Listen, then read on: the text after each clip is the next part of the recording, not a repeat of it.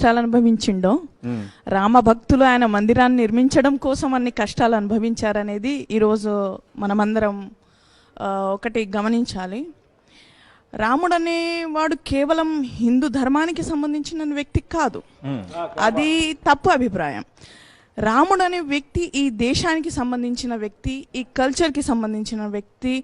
ఇక్కడ నైతిక విలువలని ఆయన నుంచి తరతరాలుగా ఒక ఉదాహరణగా, ఒక ఎగ్జాంపుల్గా చెప్పుకోవడానికి ఎన్ని జన్మలు ఎత్తినా సరే రామ జన్మ అనేది ఒక స్పెషల్.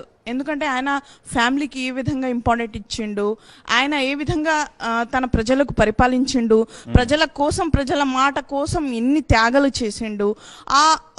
మనం ఎన్ని యాంగిల్స్లో తీసుకున్న రామాయణంని ప్రతి ఒక్కటి మన జీవితానికి సంబంధించి, జీవిత విలువలకు సంబంధించినటువంటి విషయం తెలుస్తుంది. శ్రీరాముడు అనేది మీరు దేవుడిగా పూజించండి. ఇక్కడ మీ వ్యక్తిగత అభిప్రాయం. నేను రాముణ్ణి ఒక మంచి రాజుగా చూస్తాను, మంచి పరిపాలకుడు చూస్తాను, ఈ దేశానికి ఆదర్శవంతమైన పురుషుల్లాగా నేను భావిస్తాను. అది నా వ్యక్తిగతం, అది మీ వ్యక్తిగతం. కానీ ఇక్కడ చర్చ ఎందుకు వచ్చింది? ఇక్కడ అసలు వాస్తవమైన చరిత్ర కొంత మనం మాట్లాడుకోవాల్సిన అవసరం ఉంది. బాబర్ ఫస్ట్ మనం ఇస్లాం ప్రకారం చూద్దాం, ఇది కరెక్టా కాదా. బాబర్ అనేది ఒక వ్యక్తి పేరు, ఒక రాజు పేరు, ఒక చక్రవర్తి పేరు. దాన్ని మనం ఏ విధంగా, వారు ఎందుకు వచ్చారు? వారు కేవలం భారతదేశం వైపే కాకుండా ప్రపంచంలో ఉన్నటువంటి ప్రతి ఒక్క కల్చర్ని విధ్వంసం చేసుకుంటూ వచ్చినటువంటి వారు బాబర్. బాబర్ వచ్చిన వెంటనే ఈ దేశం యొక్క బలమైన భావన ఏంటి? మథురలో కృష్ణ మందిర్ కానీ, కాశీ విశ్వనాథ్ కానివ్వండి, ఈ అయోధ్య రామ్ కానివ్వండి, వీళ్ళు ఫైండ్ అవుట్ చేసిండ్రు వీళ్ళ భావన ఏంటి, వీళ్ళకి ఎక్కడ దెబ్బతీయాలా. ఫస్ట్ వాళ్ళు వచ్చిండ్రు అయోధ్యలోని రామ మందిరం పైనది కులగొట్టి దాన్ని గుమ్మజ్గా తయారు చేసిండ్రు. పైన మినార్ కట్టలేదు.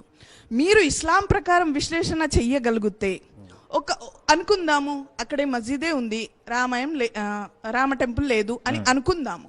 మస్జిద్ కట్టినట్లయితే అకార్డింగ్ టు ఇస్లాం వాటర్ లేనిది వజూ చేయడానికి కంపల్సరీగా వాటర్ కి ఏర్పాట్లు ఉండాలి.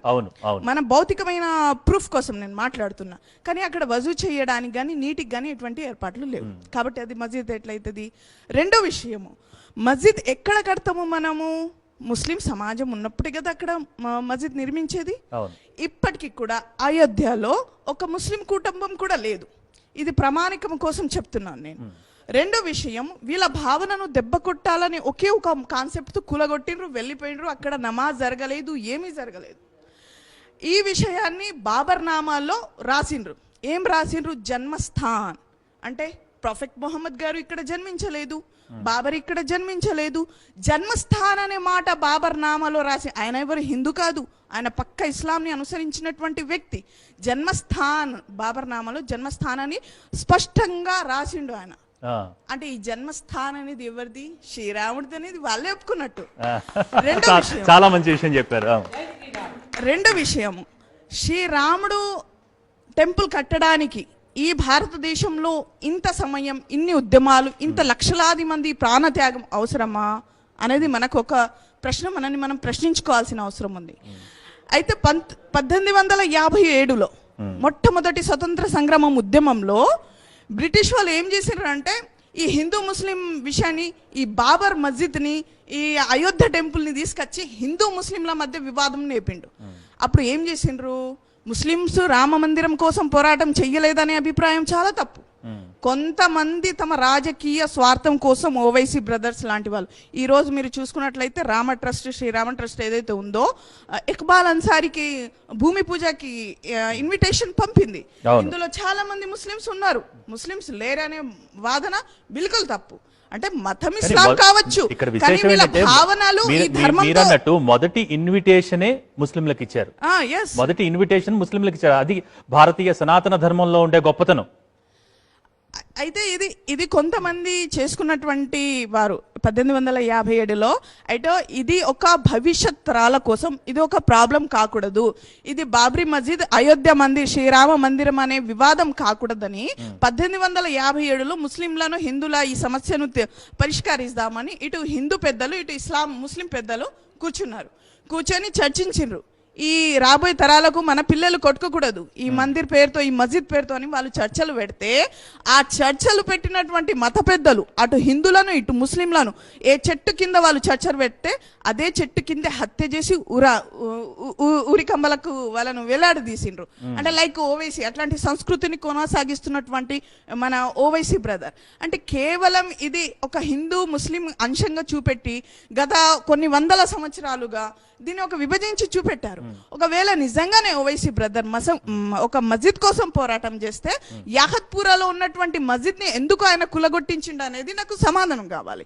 ఈ రోజు మీరు నిజంగా ఈ రోజు మోడీ గారు ఏ విధంగా భూమి పూజకి స్థాపనకి మీరు వెళ్తారు, మీరు కేవలం హిందువులకే ప్రధానినా, ఈ దేశానికి ప్రధాని కాదా? లౌకిక భావనకు విరుద్ధం అంటున్నారు. అయితే లౌకిక భావన మీరు ఫస్ట్ చూపెట్టండి. మీ పార్టీలోనే ఒక ముస్లిం పార్టీ అని పెట్టుకున్నారు, అందరికి చెందింది పార్టీ అని పెట్టండి. మజ్లిస్ ఇత్తహాదుల్ ముస్లిమీన్ అని ఎందుకు పెట్టారు మీరు?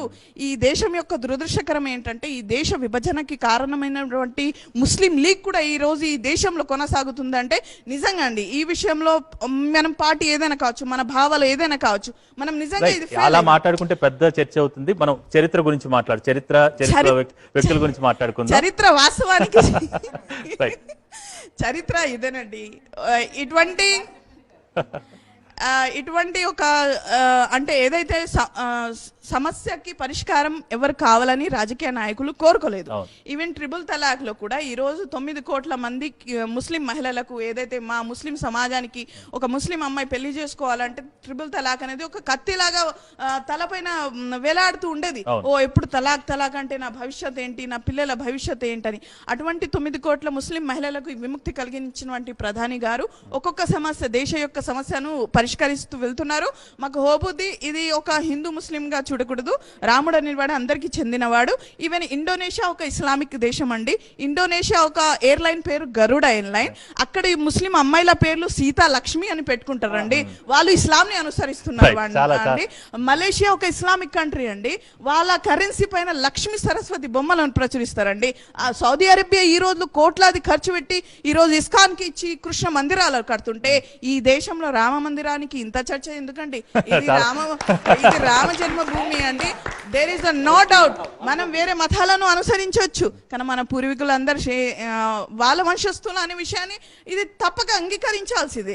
కావాలంటే మన డిఎన్ చెక్ చేసుకున్నా మనం వెళ్తుంది. అయినప్పటికీ కూడా భారతదేశ గడ్డపై ఇప్పటికీ సర్వమత సమానత్వమే కొనసాగుతోంది. దాన్ని కొనసాగించేలా హిందుత్వ పెద్దలందరూ కూడా కృషి చేస్తూనే ఉన్నారు. నేను వెరీ షార్ట్ గా మీకు ఒక విషయం చెప్పి కంప్లీట్ చేస్తానండి.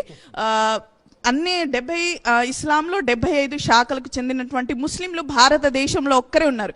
ఈవెన్ పాకిస్తాన్ ఈ దేశం నుంచి ఒక ఇస్లామిక్ దేశం ఏర్పాటు చేయాలని పోరాటం చేసినటువంటి అహ్మదియాస్ను ఆ దేశంలో ఉండనిస్తలేరు. షియా ముస్లింలను ఉండనీయలే, పార్సీలను ఉండలే. ఈ ఇస్లాంలో 75 ఉన్నటువంటి శాఖలు ప్రపంచంలో ఏ ఇస్లామిక్ దేశంలో లేదు, ఈ భారత భూమిలో ఉంది. భారతీయ ముస్లిం సమాజం కూడా రామ జన్మ భూమిని స్వాగతిస్తుంది.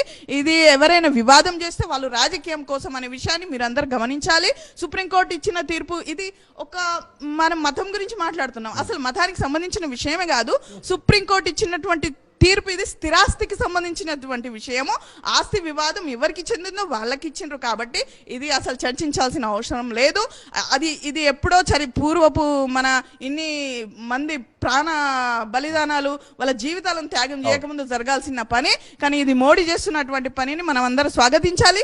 మీరు ఒకటి గమనించారా, రామ మందిరం తీర్పు వచ్చిన తర్వాత ఏ ముస్లిం దీన్ని వ్యతిరేకించాలి అంటే అందరు స్వాగతించారు. ఓవైసీ ఎప్పుడో ఓవైసీ అగేన్స్ట్ వాస్తవంలో అయితే ఎవరు ఏం మాట్లాడలేదు కాబట్టి ఇది ముస్లిం సమాజం దీన్ని స్వాగతిస్తుంది. యాజ్ ముస్లిం మహిళగా నేను చెప్తున్నాను, ఇది ఒక మతానికి సంబంధించిన విషయం కాదు.